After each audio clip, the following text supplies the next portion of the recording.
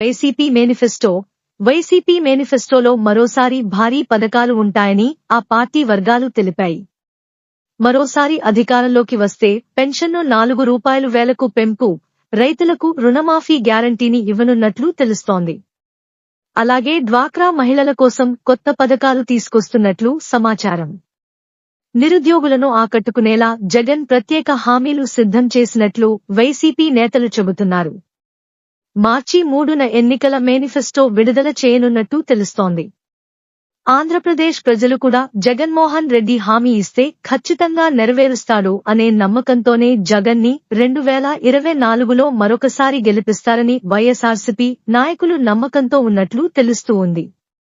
ఆంధ్రప్రదేశ్లో రాజకీయంగా ఒక జగన్మోహన్ రెడ్డి తప్ప ఏ రాజకీయ నాయకులు ప్రజలను నమ్మలేదని, అందువల్లే సిద్ధం సభలు ఇంత భారీ సక్సెస్ అవుతున్నాయని రాజకీయ వర్గీయులు చర్చిస్తున్నారు.